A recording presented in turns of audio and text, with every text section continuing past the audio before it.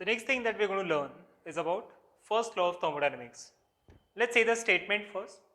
So it states that heat supplied to the system is utilized in two, two things. One is increasing the internal energy of the system, and the other part is doing external work. For example, let's take our example of our bodies, human bodies. Even that is a system, because there is some kind of exchange of heat and energy happening over here also. So let's say that we eat food, and whatever food we eat, if we'll get some energy out of it, of course, which we can measure in calories. So certain set of foods give more calories and the other set of foods give less calories. Now, whatever energy we intake, whatever food we intake, that energy we can either store in our bodies, we can just sit at a place, or we can keep doing some external work. We can take part in some sports, we can do some external work, we can do any kind of activity possible, and then over a period of time that energy gets utilized. So that is why we feel hungry and again we feel like eating food. Now that is a very simple relatable example. Of course it can't be compared with thermodynamics, but the analogy can help us understand this kind of a system, the thermodynamic system. And when I say thermodynamic system, I am specifically talking about machines and engines. So let's say that this is one system. Whenever some heat is supplied over here, let's say Q is Q is actually the notation or the letter that is utilized, that is given for heat. So here the heat is supplied to the system, and this heat, once this gets some energy, the system gets some energy, then it is utilized in doing some work, and rest of that energy that is there is going in increasing the internal energy of the system. So I'll write delta over here. Why I'm writing delta is because there is a change in heat. So initially it had some energy, it might be having some energy, and now the energy change has taken place. So overall I can see that whatever heat is being supplied, that is utilized to increase the internal energy of the system plus doing some external work. So this equation is called first law of thermodynamics.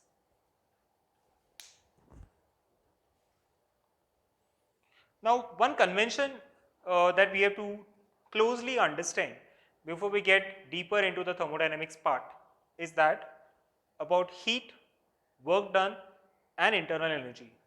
So when I say heat, when heat is transferred to the system, let's say I'll give it by this symbol, this arrow. This means I am giving the heat to the system and it is taken as positive. And when the system is removing the heat out, or the heat is removed out of the system, it is considered negative. Similarly, when work is done on the system, it is taken as negative. And when work is done by the system on some other part, it is taken as positive. Now we'll understand these reasons later. With a reason we'll try to understand why these conventions are given.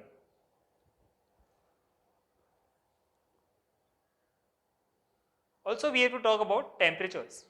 So when I talk about internal energy, here you can see that we have spoken about heat transferred and the work done.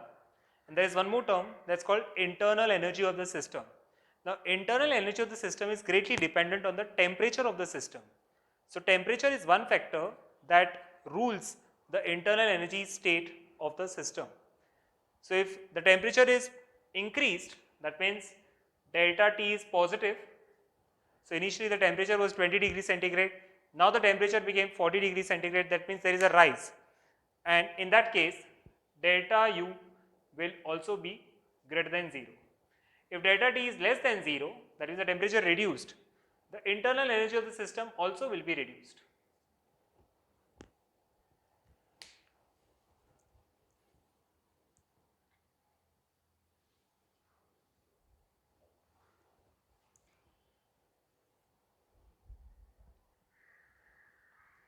let's understand one application of the first law of thermodynamics, or looking at it in a different perspective. Let's say that this is a piston cylinder mechanism and there is a certain kind of gas inside that is being compressed. So let's stop compressing the gas and let's assume that the pressure of this gas has increased. Now if the pressure of the gas is increased, it will try to come out and this will be pushed on top, that is the piston would be pushed on top. So the gas would apply some kind of force on the piston, and let's call this force as F. The force F is applied, and let's say that the area of this piston is A. Area of the piston is A.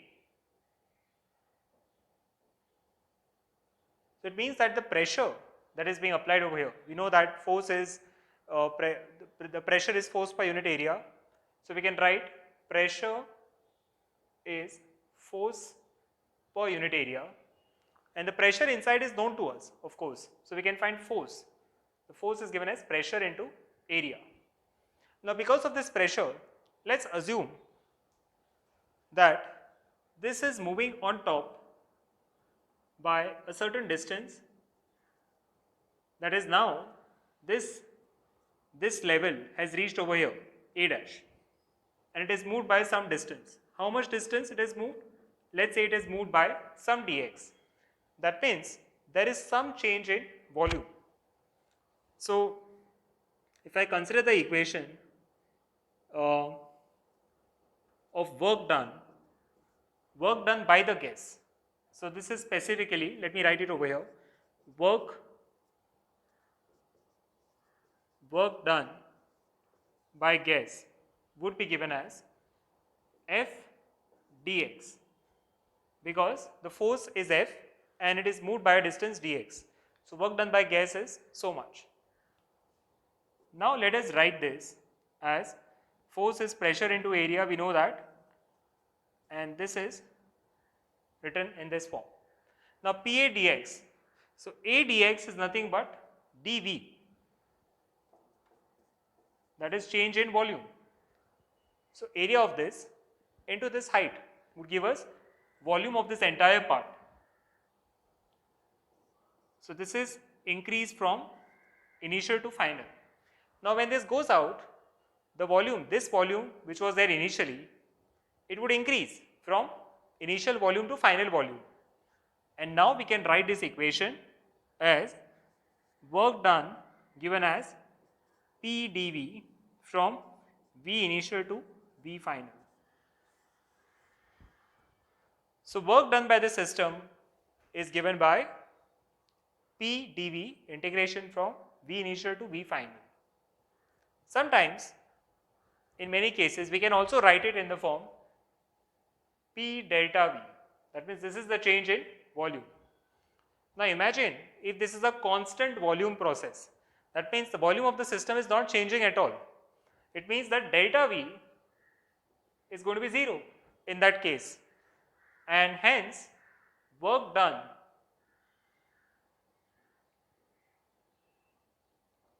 in a constant volume process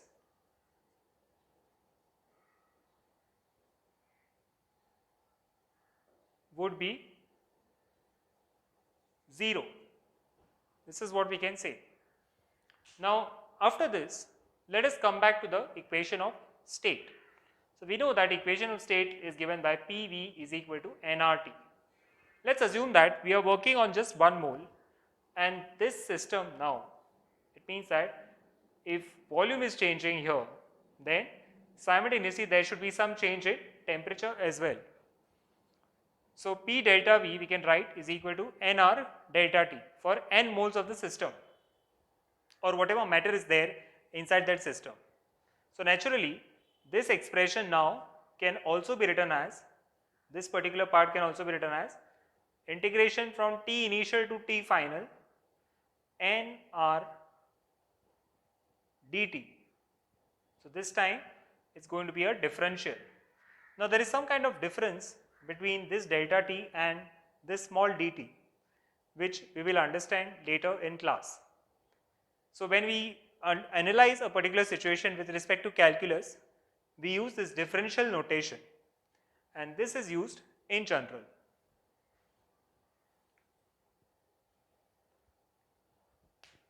So from this we have understood two things, that work done by the system could be given by either this expression or this expression.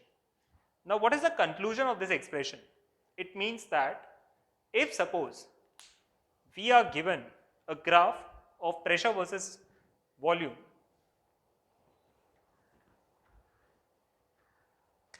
so let's say that we are given a graph of pressure versus volume, something like this, and we are asked to find the work done. So in this case, this is the initial volume and this is the final volume. So area under this curve would give us the work done. So this area would give us work done.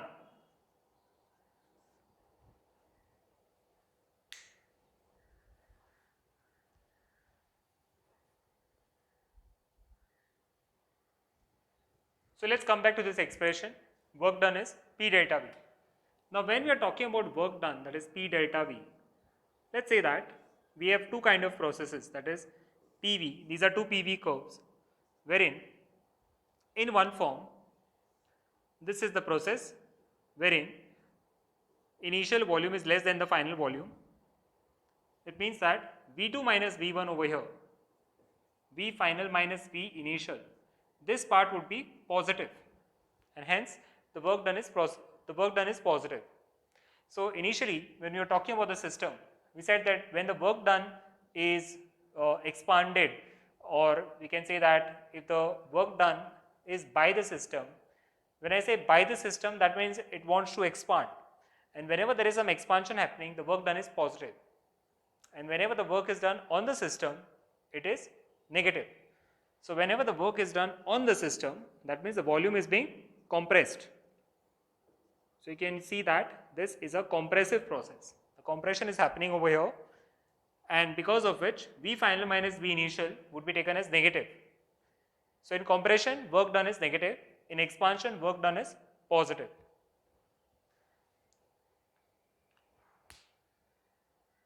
Let's consider one more example, one more situation, wherein the PV graph given to us is circular. Let's say that this is a circular graph, and these are two ends of the pressures, and these are two ends of the volume. So this is V1, this is V2, that means this is the final volume, and this is the direction of the cycle. That means the cycle is anti-clockwise now, the process is anti-clockwise. So you can clearly see that if I consider the first half, if I consider just the first half, let's call it A, B, C, D. So I am considering the process ABC. If I consider ABC over here, you can clearly see that this will have so much of area, and when I consider only CDA, so ABC will have so much of area under that curve, A, B and C, and when I consider CDA, the area would be little less. So that area would be shown this way.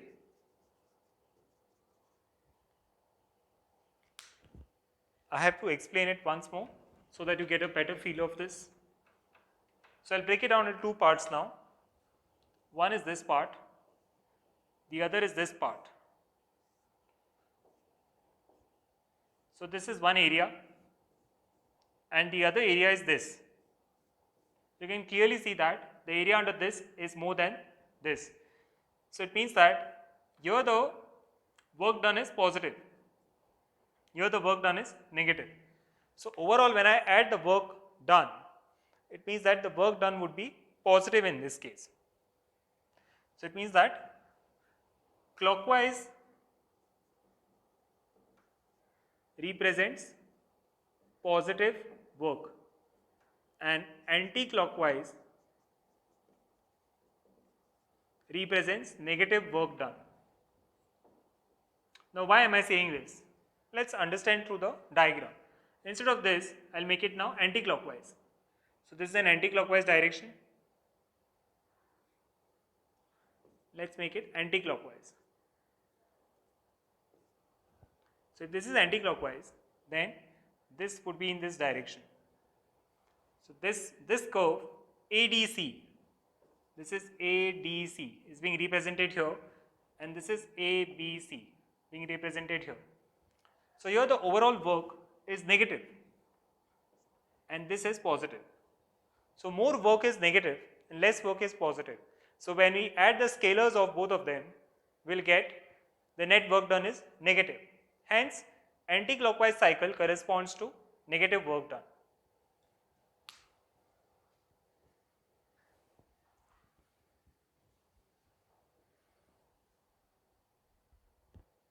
Let's consider this situation. So this is a problem. There is a rubber balloon, and inside the rubber balloon there is a gas. That is, let's consider air is there, and that air is at 1 atmosphere. So now it is expanded. The volume of this is expanded.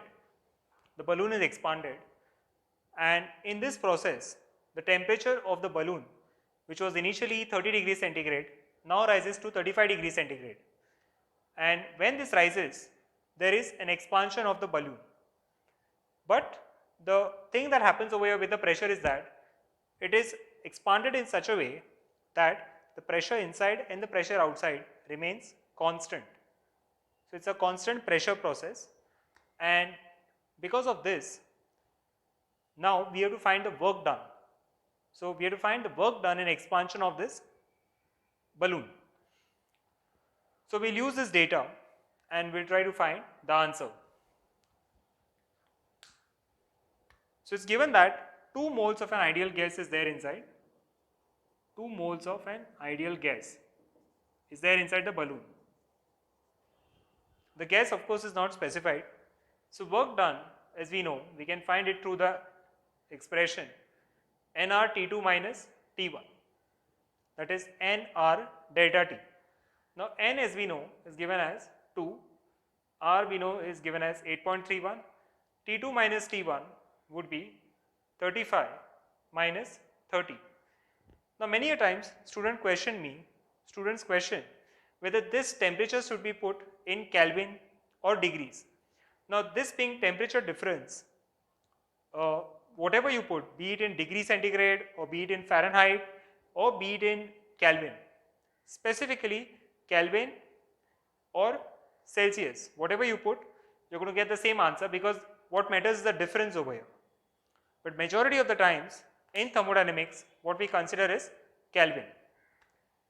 So negating that, what we get is 2 into 5, that's 10, 10 into 8.31. So that is going to be 83.1 joules of work. So much of work is done in expansion of this balloon.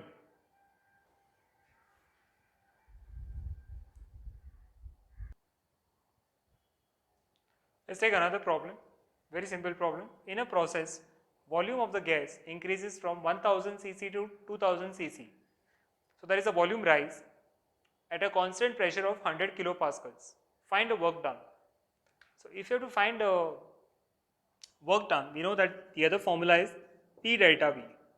The pressure is given as 100 kilopascal, so I'm going to write it as 100 into 10 raised to 3. But then the change in volume is 2000 minus 1000, that is 1000. So 2000 minus 1000, V2 minus V1 would be 1000. But 1000 cc, cubic centimeters, we have to convert into liters, or we have to convert into meter cube, because meter cube is standard, SI. So that is why I multiply by 10 raised to minus 6. So the answer that we get is 10 raised to minus 1 into 1000, which is 100 joules of work is done in this process.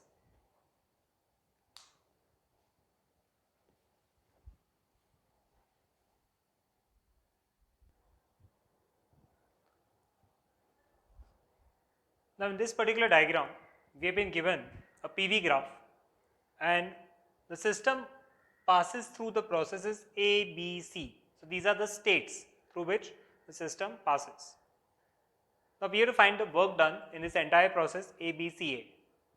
So all that we have to do is find the work done or find the area under this particular graph. That is, the closed figure is the triangle now, so we can find the area of the triangle. But for that matter, if you want to find out the area under the graph, that means what we have to do is, first let us consider this rectangle, the area of the rectangle. Let's consider the area of this rectangle. It is going to be P into V minus 3V. So you can clearly see that here the volume is being compressed. So the work done would be minus 2 PV. And in this case, this one, that is AB. So we have already calculated in work done in the process AC is done. Work done in the process AB would be 0 because it's a constant volume process. It happens at volume V. And work done under BC would be under this line, that is the area under this trapezium, which would be half into this height, that is 4P plus P, this height, into this volume, that is given as 3V minus V, that is 2V. Now here the final volume is more, the initial volume is less.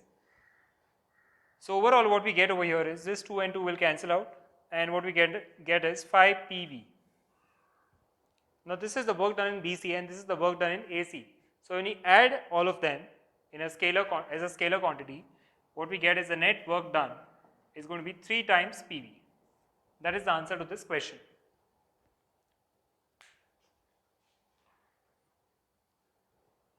Now if you try to find the area under this triangle, the answer should come same.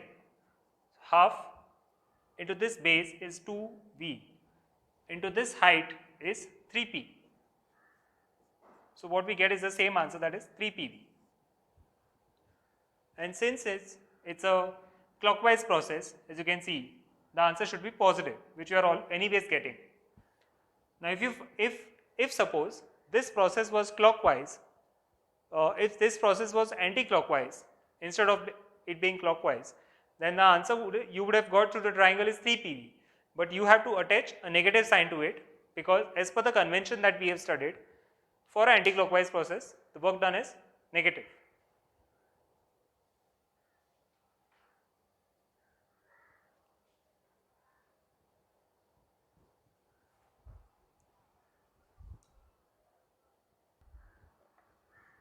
Let's talk more about internal energy now. So we have seen the applications of the PV graphs now till now. Let's talk about more about internal energy. So what is exactly internal energy? Internal energy is the sum of the kinetic energy plus potential energy of the molecules or the particles that are enclosed in a particular system. So when we talk about internal energy, it's the sum of kinetic energy plus potential energy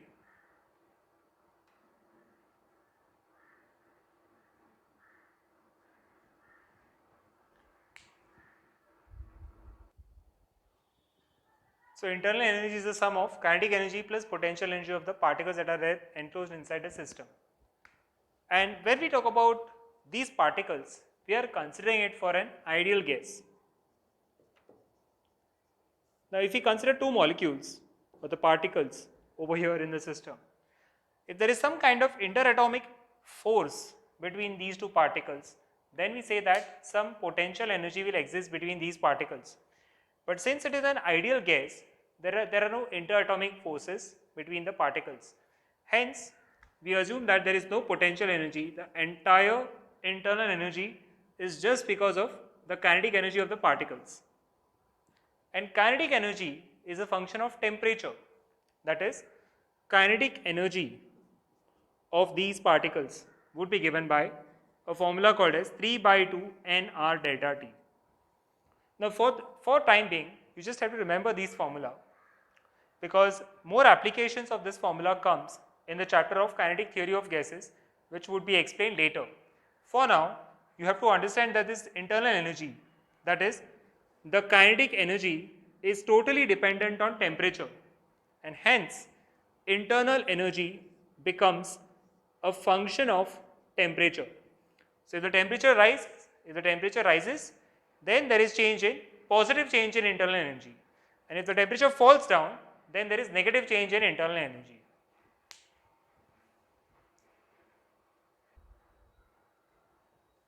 So now being internal energy, the function of temperature, you have to understand one more property about internal energy, that internal energy is a state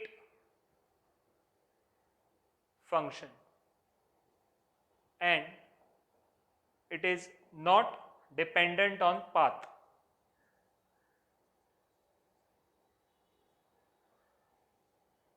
So it depends only on the initial and final states of the system.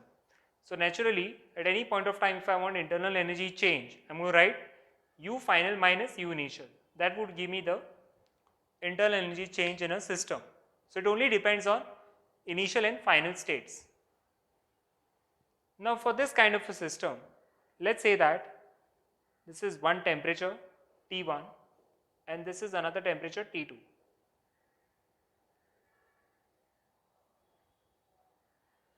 Let's say that the graph is between pressure and volume, not the temperatures, of course, pressure and volume. And this is initial point, this is the final point. So this is one process, this is another process, and this is the third process. So the system is going from A to B, and the paths could be 1, 2 and 3. We have to find out where is the maximum change in internal energy. So if we go by the concept that it is a state function and not a path function, that is, it is not dependent on the path followed, it means that irrespective of the path that we follow in 1, 2 or 3, the change in internal energy would be same. So all that we have to find is change in internal energy is UB minus UA. That is the change in internal energy, and it is not at all dependent on whether it is following 1, 2 or 3. So in all of them, delta U in 1 is same as delta U in 2 and it is same as delta U in 3. The same is not the case with work done and the heat exchange. So work done and heat exchange do not follow the same principle, and we just saw that depending on the path followed, we have to rate it as positive or negative, whereas here that is not the case. So you know that, for example, if this is the PV curve and this is one path and this is another path, let's say that this is volume 1 and this is volume 2, obviously under 2 there is less area than under 1. So definitely I can say that work done under process 1 is more than work done under process 2. So here you can clearly see that the function is dependent on the path followed, whereas there in that case the function is independent.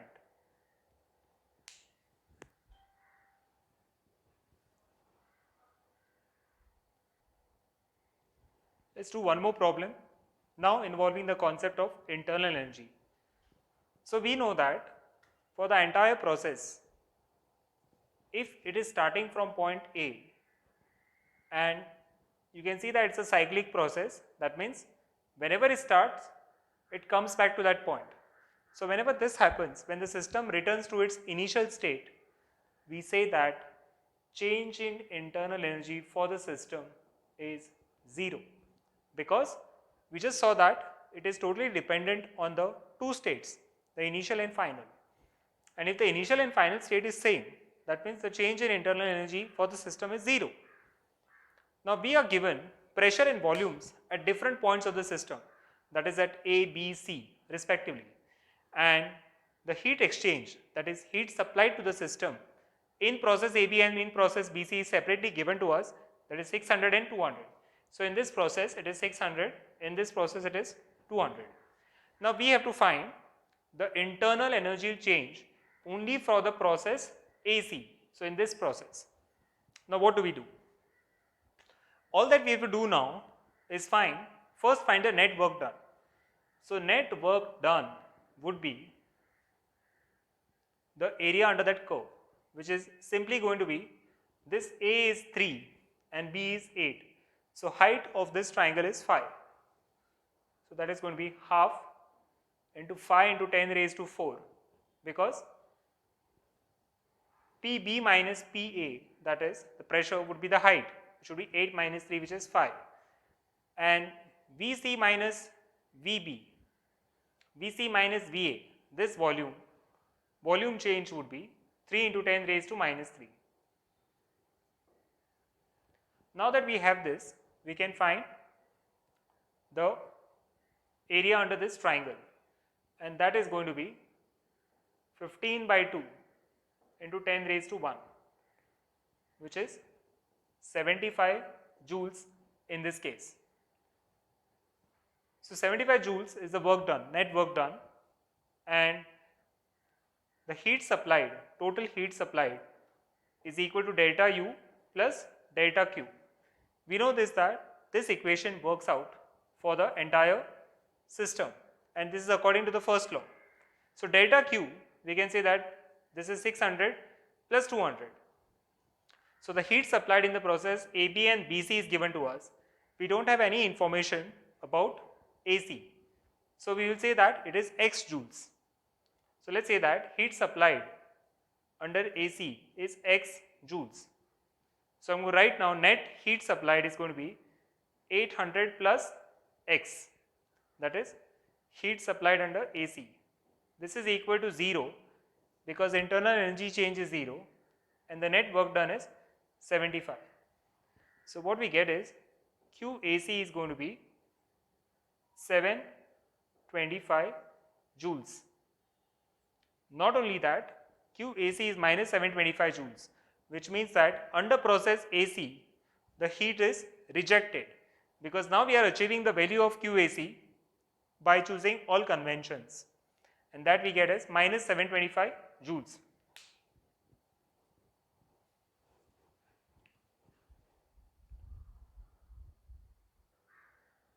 So till now what we have got is the heat supplied or the heat rejected in the process AC is 725 joules.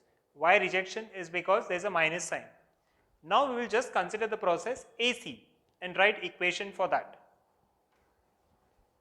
So if I just consider the process AC, then we can write heat change for AC is equal to change of internal energy for the process AC plus work done for the process AC. So heat supplied in AC we know is going to be minus 75, minus 725 in this case. Delta U is what we have to find, and work done under AC is to be found out. So work done under AC, you can clearly see that it is the area under this trapezium.